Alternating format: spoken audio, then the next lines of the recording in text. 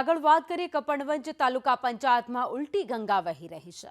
તાલુકા પંચાયતમાં બહુમતી ભાજપને અને કેપ્ટન કોંગ્રેસનો એવી સ્થિતિ સર્જાઈ છે। કપડવંજ તાલુકા પંચાયતમાં કોંગ્રેસના પ્રમુખ બનવાના છે। કોંગ્રેસના જસીબેન વણકર તાલુકા પંચાયતના પ્રમુખ બનશે।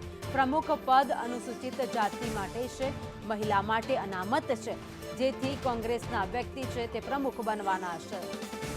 વધુ અપડેટ સાથે સંવાદદાતા કરુણેશ અમારી સાથે જોડાઈ ગયા છે। કરુણેશ, કપડવંજમાં ભલે ભાજપ જીતી હોય પરંતુ બહુમતી ભાજપ પાસે હોય, પરંતુ જે પ્રમુખ છે તે કોંગ્રેસના બનશે।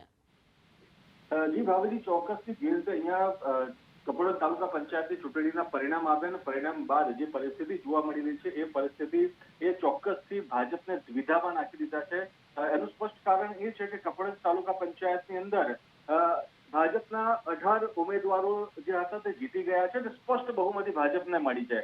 પરંતુ પ્રમુખ પદ માટે જે અનુસૂચિત વિભાગના જે ઉમેદવાર હોય, રોસ્ટર મુજબ જે ઉમેદવાર હોય છે જે અનુસૂચિત જાતિના હોવા જોઈએ, પરંતુ ભાજપ પાસે એવા 18 જે ઉમેદવારો જીત્યા છે તેમાંથી એકય ઉમેદવાર રોસ્ટર પ્રમાણેનો નથી અને કોંગ્રેસના જે ઉમેદવાર જીત્યા છે તે જસીબેન મહિલા કે જે અનુસૂચિત જાતિમાં આવે છે, ત્યારે હવે પ્રબળ શક્યતાઓ જોવા મળી રહી છે કે આ જે કોંગ્રેસના જે ઉમેદવાર છે તે કેપ્ટન બનશે, એટલે કે તેમને પ્રમુખ પદ મળશે તેવી પ્રબળ શક્યતાઓ અત્યારે જોવા મળી રહી છે।